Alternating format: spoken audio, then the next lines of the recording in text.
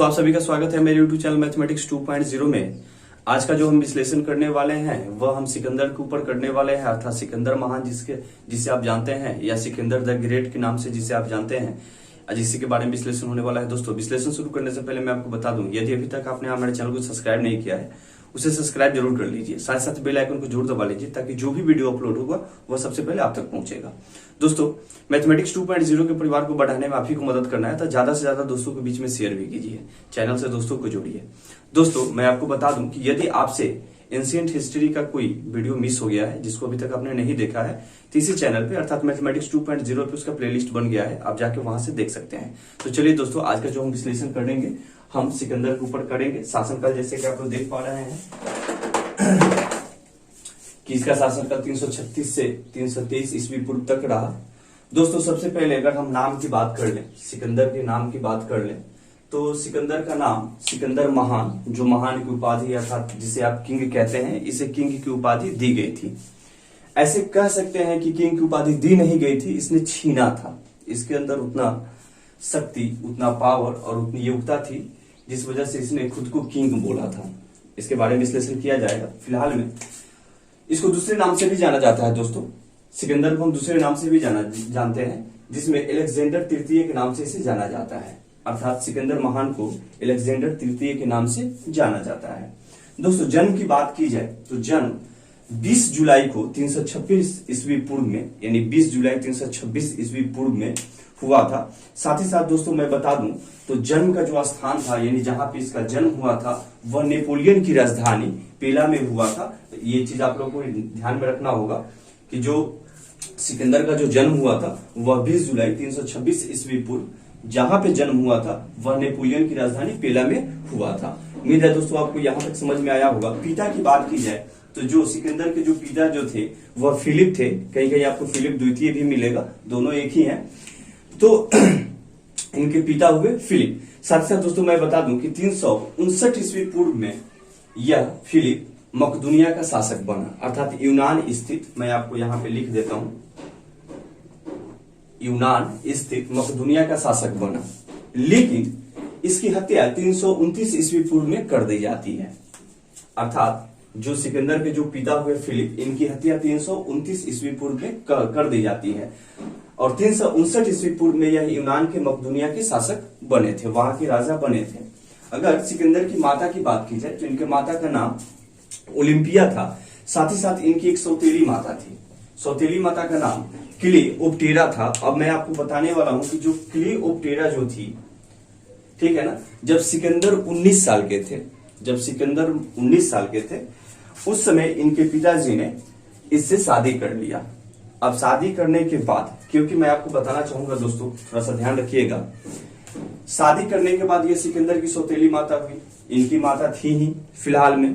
दोस्तों मैं बताना चाहूंगा तब से ही, क्योंकि सिकंदर अपने पिताजी को बहुत चाहते थे, बहुत प्यार करते थे, बहुत मानते थे और उन्हीं के बताए कदमों पे और उन्हीं के देखकर, उनके कहने का मतलब जो उनके अंदर जो भी गुण था, उनके पराक्रम को देखकर यह पले बड़े थे, यह बड़ा हुए थे। लेकिन जब से इनके पिता की जब शादी हो गई, दूसरी जो शादी हो गई जिसमें जिनकी पत्नी का नाम हुआ, फिलिप की पत्नी का नाम हुआ क्लियोपेट्रा, तब से सिकंदर और फिलिप के बीच में थोड़ा अनबन सा हो गया। कहने का मतलब हुआ कि थोड़ा सा मतलब ठीक से बात नहीं करना, या कहने का मतलब यह हुआ कि सौतेली माता के आ जाने से थोड़ा सा इनके संबंध में थोड़ा सा मतभेद हो जाना, थोड़ा सा उसके अंदर में थोड़ा सा तकलीफ पहुंचना, इन तमाम चीजों के ऊपर थोड़ा सा, कहने का मतलब यह था कि आप लोग समझ सकते हैं कि जब हमारे घर में कोई एक अनजान आदमी आता है, खास करके वह आदमी जिसकी हमें जरूरत नहीं है। एज फॉर एग्जाम्पल आप ही ले लीजिए, आपकी माँ हमारी माँ ठीक है, लेकिन अगर फिर कोई दूसरी माँ आती है तो थोड़ा सा अजीब लगता है ही।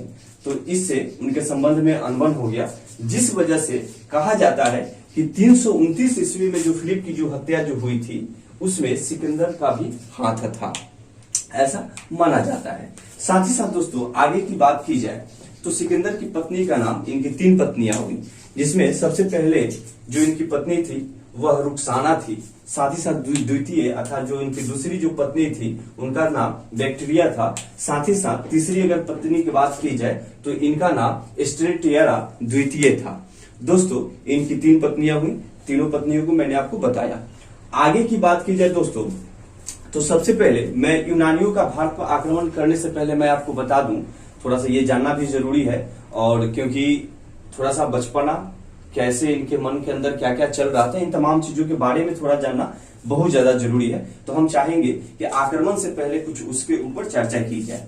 तो ईरानियों के आक्रमण के बाद, जिस समय जब साइरस जब भारत पे आक्रमण किया था, उसके बाद ईरानी आक्रमण के बाद हमारे भारत पे यूनानियों का आक्रमण हुआ। ध्यान रखिएगा, इससे पहले ईरान शासक जिसका नाम साइरस था उसने भारत पे आक्रमण किया था, उसके बाद यूनानियों ने भारत पर आक्रमण किया था और इसका नेतृत्व सिकंदर ने ही किया था। ठीक है, और तथा इसने भारत विजय अभियान 326 ईस्वी में शुरू की थी, अर्थात इसने 326 ईस्वी पूर्व में भारत पे आक्रमण करने का रणनीति तैयार किया और भारत पे आक्रमण किया दोस्तों। लेकिन इसके पहले मैं आपको कुछ बताना चाहूंगा सिकंदर महान के बारे में, जिसको जानना जरूरी है। सिकंदर महान, जैसे कि आप जानते हैं, सिकंदर महान की उपाधि किंग, जैसे कि आप लोग को मैंने शुरुआत में बताया, दी ग्रेट, इन तमाम चीजों की उपाधि इसने छीनी थी। इनके अंदर, इसके अंदर वो गुण, वो काबिलियत था, ठीक है ना, कि इसको समझ लीजिए कि मतलब एक जिसको महाबली आप कह सकते हैं, उसकी वजह से इसने उस उपाधि को लिया था। दोस्तों मैं बताना चाहूंगा कि लगभग 12 वर्ष की अवस्था में, लगभग 12 वर्ष की अवस्था में सिकंदर घुड़सवारी को बहुत अच्छे से करना सीख लिया था, तथा यह घुड़सवारी कर रहा था बहुत अच्छे से। और इसी की वजह से मैं आपको बताऊंगा आगे, थोड़ा सा हम बचपना की बात कर लें। जब इसका जन्म हुआ था, यानी सिकंदर का जब जन्म हुआ, जब सिकंदर महान का जब जन्म हुआ, उस समय एक इफेसेंस, ध्यान रखिएगा, इफेसेंस के डायना मंदिर में, मैं लिख ही देता हूं, इफेसेंस के डायना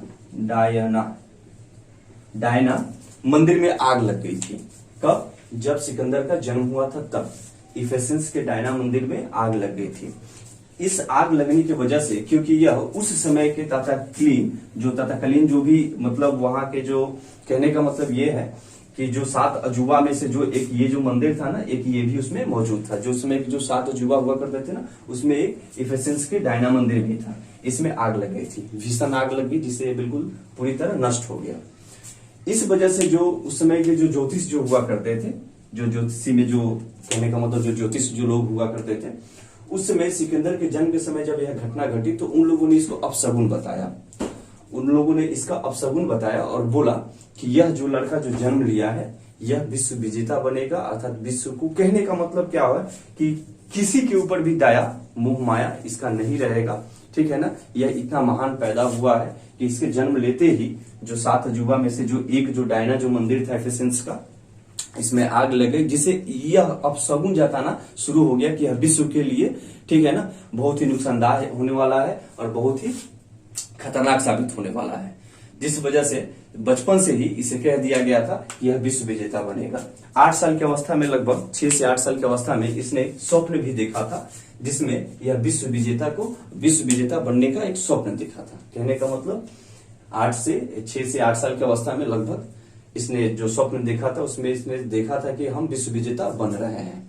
और इसके अंदर ये सब चीज गुण इसलिए आया था क्योंकि इसका जो पिता जो था फिलिप, थोड़ा ध्यान रखिएगा, पिता जो था फिलिप, ये भी बहुत महान और बहुत ही पराक्रमी योद्धा थे। कहने का मतलब ये एक ऐसा सेनापति थे कि ये कभी हारे नहीं, ये हर चीज को जीतते गए। यानी कहने का मतलब हर देश राज्यों को जीतने के बाद, कहने का मतलब जो सिकंदर जो था, ये चीज अपने पिता का पराक्रम को देख रहा था, उनकी हर चीज को देख रहा था, सीख रहा था। अब इसके अंदर यह मन में लालसा आई कि हम भी अपने पिता के जैसा, ठीक है ना, पराक्रमी बनेंगे और हम पूरे विश्व को जीतेंगे। तो इसने विश्व जीतने की स्वप्न को लेकर इसने पूरे विश्व में आक्रमण करने का अपना रणनीति तैयार किया था। दोस्तों आगे की बात की जाए तो जैसे कि मैंने आपको बताया कि ईरानी आक्रमण के बाद भारत में यूनानियों का आक्रमण हुआ। ईरानी आक्रमण, साइरस उस समय था, उस समय का शासक, उसके बाद भारत पे आक्रमण हुआ, जिसका नेतृत्व सिकंदर ने किया। इसे महान सेनापति कहा गया और तथा यह अभियान इसने 326 ईस्वी पूर्व में शुरू किया। दोस्तों आगे की बात करूं तो सिकंदर जिसका जो शिष्य था वह अरस्तु का शिष्य था, अर्थात जो सिकंदर के जो गुरु जो थे वह क्या थे, अरस्तु थे, जो कि यूनानी दार्शनिक थे, अर्थात फिलोसोफर थे। साथ ही साथ दोस्तों आगे की बात की जाए तो सिकंदर भारत में लगभग 14 माह तक रहा। यानी 14 महीनों तक यह भारत में रहा तथा इसका जो सेनापति जो था, जो स्थल जो सेनापति था वो सेल्यूकस निकेटर था और जो जल सेनापति था वो निर्याकस था। ध्यान रखिएगा, जो जल जो सेनापति था वो निर्याकस था और स्थल सेनापति क्या था, सेल्यूकस निकेटर था। दोस्तों आगे की बात की जाए तो पंजाब के राजा पुरस के साथ सिकंदर का युद्ध हुआ था, यानी सबसे प्रथम युद्ध जो इसका हुआ वह पुरस के साथ में हुआ, ठीक है ना, यानी पंजाब के राजा पुरस के साथ में। इस युद्ध में इसे पूरी अपनी ताकत झोंक देनी पड़ी थी, अर्थात सिकंदर को पूरी ताकत झोंक देनी पड़ी थी। और यह जो हमारा युद्ध जो हुआ था वह चिनाब और झेलम नदी के जो मध्यवर्ती जो क्षेत्र थे उसी के बीच में हुआ था, यानी दोनों नदियों के बीच में, यानी चिनाब और झेलम नदियों के बीच में यह युद्ध लड़ा गया था। साथ ही साथ यह युद्ध बड़ा ही ऐतिहासिक रहा और इस युद्ध को चूंकि इतिहास में हाइडे स्पीसीज या झेलम के युद्ध के नाम से जाना गया। यह बड़ा इंपॉर्टेंट होने वाला है, थोड़ा ध्यान दीजिएगा कि सिकंदर और पुरस के मध्य में जो युद्ध हुआ इतिहास में इसे हाइडे स्पीज अथवा झेलम के युद्ध के नाम से जाना गया। जो युद्ध लड़ा गया था वह चिनाब और झेलम नदी के मध्यवर्ती क्षेत्र में लड़ा गया था, ये चीज याद रखिएगा। पुरस ने सिकंदर को बहुत अच्छे से इन्होंने टक्कर दिया था और पूरे अंतिम सांस तक लड़ाई की थी। साथ ही साथ दोस्तों आगे मैं बात बता दूं तो सिकंदर की जो सेना थी ना, यह ब्यास नदी को पार करने से इनकार कर दिया था। तत्पश्चात यानी उसके बाद 325 ईस्वी पूर्व में सिकंदर अपनी सेना के साथ अस्थल मार्ग से भारत से वापस चला गया और उसी अस्थल मार्ग के द्वारा, ठीक है ना, भारत और यूनान के बीच में एक संबंध स्थापित हुआ जिसमें व्यापारिक, जो भी कहने का मतलब व्यापार जो संबंध हुआ, कहने का मतलब जैसे कि एक देश से दूसरे देश में जो व्यापारिक जो संबंध जो होते हैं जिसमें सामान का आवागमन, खरीदा बिक्री, जो भी चीज था, जो भी इसी के वजह से हुआ। साथ ही साथ दोस्तों आगे की बात की जाए तो 328 ईस्वी में समस्त ईरानी साम्राज्य को, साथ ही साथ अफगानिस्तान को यह पूर्ण रूप से क्या कर लिया था, जीत लिया था और उसमें विजय प्राप्त कर लिया था। 33 वर्ष की अवस्था में 323 ईस्वी में एक गंभीर बीमारी की वजह से इसकी मृत्यु हो जाती है और वह गंभीर बीमारी के बारे में भी मैं बताऊंगा, याद रखिएगा। 33 वर्ष की अवस्था में, मैं लिख देता हूं यहाँ पे 10 जून यानी जो इसकी जो मृत्यु हुई थी वह 10 जून, ठीक है ना, 323 ईस्वी पूर्व में 33 वर्ष की अवस्था में हुई थी और इसको दरअसल टाइफाइड हो गया था। टाइफाइड यानी बुखार हो गया था, टाइफाइड बुखार हो गया था, जिसके कारण इसकी मृत्यु हो गई थी। दोस्तों आगे की अगर बात की जाए, मैं कुछ इसके बारे में बताना चाहूंगा। देखिए स्वप्न तो इसने देखा ही कि हमें विश्व विजेता बनना है और इस वजह से इसने बहुत सारे देशों को, जिसमें कि आपका मिस्र, सीरिया, मेसोपोटामिया, फिनिपिया, इन तमाम देशों को जीतने के बाद, साथ ही साथ दोस्तों मैं बता दूं कि उस समय जो प्राचीन जो ग्रीक जो लोग हुआ करते थे उनको जहां तक पता था कि जमीन यहां तक है, माने इस विश्व में जहां तक जमीन है, उस समय के प्राचीन लोगों को, प्राचीन ग्रीक लोगों को जहां तक पता था कि जहां तक जमीन है वहां तक इस सिकंदर ने उसे विजय प्राप्त कर लिया था, उसको जीत लिया था। तो सोच लीजिए कि कितना बड़ा योद्धा था, कितना बड़ा सेनापति था। कहने का मतलब उस समय जितने जानकार जो लोग थे उनको पता था कि जहां तक इस पृथ्वी पे जमीन है, जहां तक उनके बारे में जानकारी थी, उन तमाम जमीनों को सिकंदर महान ने जीत लिया था। तो सोचिए कितना बड़ा यह पराक्रमी था, ठीक है ना।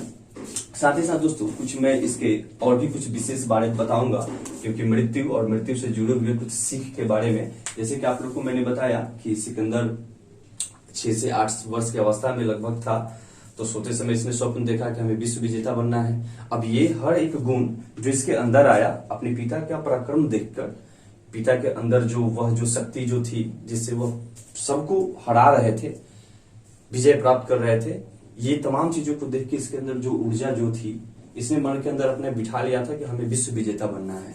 जन्म के दौरान ही जो मैंने मंदिर का नाम बताया, डायना मंदिर जो इफेसंस में था, उसमें आग लग गई। तो वहां के जो ज्योतिष जो लोग थे वह क्या समझे कि यह अपशगुन है।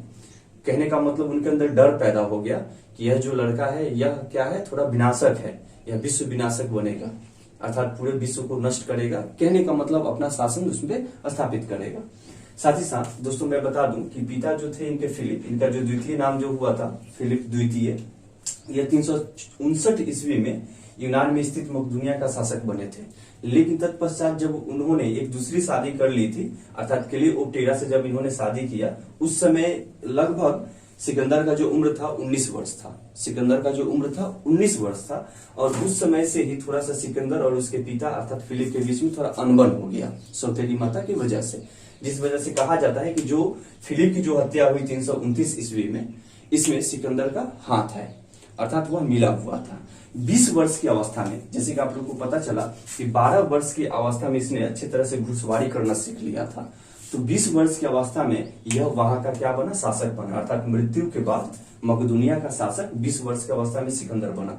ध्यान रखिएगा लोग, ये पूछ सकता है कि मकदूनिया का जो शासक यानी मृत्यु के बाद, किसके मृत्यु के बाद, तो फिलिप की मृत्यु के बाद मकदूनिया का शासक कौन बना, तो उसका पिता सिकंदर। ठीक है ना, कितने वर्ष की अवस्था में, तो लगभग 20 वर्ष की अवस्था में। ठीक है ना। अब सिकंदर या सिकंदर द ग्रेट या सिकंदर महान की उपाधि आपको पता चल गया कैसे मिला है, और इन तमाम चीजों के बारे में मैंने उसकी पत्नी रुखसाना और साथ ही साथ जो उसके गुरु जो थे, जिसको अरस्तु या उनके शिष्य के रूप में ही कह दीजिए कि सिकंदर यूनानी दार्शनिक अरस्तु का शिष्य था। ठीक है ना, इन तमाम चीजों के बारे में मैंने बताया। मैंने पोरस और सिकंदर के युद्ध के बारे में मैंने बताया कि चिनाब और झेलम के मध्यवर्ती क्षेत्र में यह युद्ध हुआ था। इस युद्ध को इतिहास में हाइडेस्पिसिस और झेलम के युद्ध के नाम से जाना जाता है। साथ साथ इधर हमने ब्यास नदी के बारे में जाना, उसकी सेना ने, चूंकि ब्यास नदी में इतना उफान था पानी का कि इसकी सेना ने देखकर मतलब डर गए, सेना देखकर डर गए, जिस वजह से उन्होंने उसे पार करने से मना कर दिया था। तत्पश्चात वह 325 ईस्वी में अस्तर मार्ग से भारत से लौट गया और यही अस्तर मार्ग व्यापारिक संबंध थोड़ा स्थापित किया। साथ साथ दोस्तों मैं बताना चाहूंगा कि मृत्यु के बाद इसने पूरे देश को, पूरे दुनिया को इसने सीख दे दिया, एक सीख दे के गया, क्योंकि यह मरने से पहले बोला था कि जब मैं मरूंगा, जब मेरी मृत्यु जब हो जाएगी, तो जब अर्थी पे हमें ले जाया जाएगा शमशान घाट में, तो मेरा जो हाथ होना चाहिए वह अर्थी के दोनों साइड लटकते हुए जाना चाहिए, जिससे पूरा दुनिया देखे। ऐसा क्यों था मैं आपको बताता हूं। जब इसकी मृत्यु हो गई, जब इसे अर्थी से ले जाया जा रहा था शमशान घाट में, तो इसका जो हाथ जो था वह दोनों साइड, जैसे कि मान लीजिए कि मैं यहाँ पे आपको बता देता हूँ, जैसे कि ये अर्थी हो गया, एक यहाँ पे लोग हैं, एक यहाँ पे 4 लोग होते हैं ना जी, यहाँ पे हमारा ये लाश होता है, तो ये हाथ इधर लटक रहा था और हाथ खुला हुआ था। इससे उसने दुनिया को यह संदेश दिया कि वह जो विश्व विजेता था, जिसने पूरे विश्व को जीतने का स्वप्न जो देखा, जिसने इतने सारे देशों को जीता। मैं आपको बताना चाहूंगा कि उसने मिस्र में, जब मिस्र में उसने विजय प्राप्त की थी, तो मिस्र में ही उसने एक विश्वविद्यालय और अपने नाम पे ही अलेक्जेंड्रिया के नाम से उसने एक विश्वविद्यालय की स्थापना भी की थी। ये चीज आप लोग को ध्यान में रखना पड़ेगा कि उसने मिस्र में अलेक्जेंड्रिया नामक विश्वविद्यालय की स्थापना की थी। खैर ये चीज आप लोग को ध्यान में रखना जो बहुत बहुत जरूरी है, मैं बता रहा था। तो हाथ खोल कर जाने से इसने पूरे दुनिया को यह संदेश दिया, जो आपको और हमको जरूर इस चीज को सीखना चाहिए, समझना चाहिए, दूसरे को बताना चाहिए, कि वह जो विश्व विजेता था, जिसने पूरे देश को जीतना चाहा, पूरे विश्व को जीतना चाहा, जिसने पूरे विश्व के लगभग बहुत सारे हिस्सों को जीत लिया था, वह जब मर गया, उसकी मृत्यु जब हो गई, वह अपने साथ कुछ नहीं लेके गया। उसकी हाथ बिल्कुल खाली गई, उसके हाथ में कुछ नहीं था। अर्थात हमें इससे यह सीख मिलता है कि चाहे हम हमारे अंदर जितना भी लालच, जो भी कहने का मतलब वो चाहे धार्मिक हो, आर्थिक हो, किसी भी फॉर्म में हो, और जो हमारे मन के अंदर जो लालसा हो, जो गलत नीति के द्वारा हो, ज्यादा से ज्यादा अपने पास इकट्ठा करना, जो भी चीज, चाहे वो धन हो, दौलत या तमाम जो भी चीज आप कर लीजिए, इकोनॉमिकल कर लीजिए, साथ ही साथ जड़ जमीन पैसा, जो भी चीज है, हम चाहते हैं कि हम बहुत ज्यादा उसको एक्सेस कर ले, जबकि ये चीज आपको पता है कि एक्सेस इज पॉइजन। दुनिया में वो हर चीज जो सबसे अधिक हुआ है वह जहर का काम किया है। इससे हमें यह सीख मिलना चाहिए कि जितना बस है, जितना में हम हैं, जितना में हमारी काम हो सकती है, जितना में चल मतलब आदमी चल सकता है, खा सकता है, पी सकता है, अपना काम निकल सकता है, उतना काफी है। हमें किसी दूसरे के प्रति उसको सताकर, उसे डरा धमकाकर या किसी लोभ के कारण हमें अधिक से अधिक धन दौलत अर्जित करना, या किसी भी तरीका से, मान लीजिए कि दूसरे को कष्ट देके या लालची या छोटी चमारी करके धन को अर्जित कर लेना, रख लेना। दोस्तों मरने के बाद उसने यही संदेश दिया कि इन तमाम चीजों, जो आप चीज उसको कमा के ही बोल सकती है, कमा के आप जो रखे हुए हैं, जो लूट के रखे हुए हैं, चाहे किसी को डरा धमका के या चाहे जो भी नीति से आपने उसको एकत्रित करके रखा हुआ है, इकट्ठा करके रखा हुआ है, मरने के बाद आप उसमें से एक फूटी कौड़ी नहीं लेके जाएंगे। मरने के बाद आपके साथ में कुछ नहीं जाएगा, वह सब कुछ दुनिया में छूट जाएगा और आप खाली हाथ जाएंगे।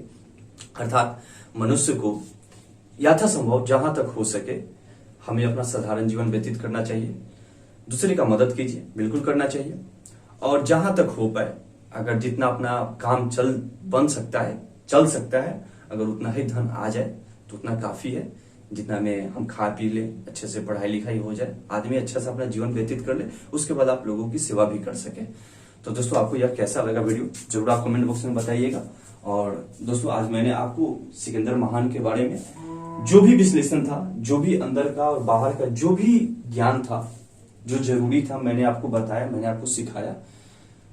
अगर आप इस तमाम चीजों को बहुत बारीकी से ध्यान से पढ़ लेते हैं, मेरा उम्मीद है कि सिकंदर से रिलेटेड जो भी आपके कॉम्पिटिटिव एग्जाम में क्वेश्चन जो पूछे जाते हैं या पूछे जाएंगे, आपसे कुछ छूटने वाला नहीं है। क्योंकि मैंने बचपन से लेकर मृत्यु तक की जो भी उसकी कहानी थी, उन तमाम कहानियों के बारे में मैंने चर्चा किया है, मैंने आपको बताया है।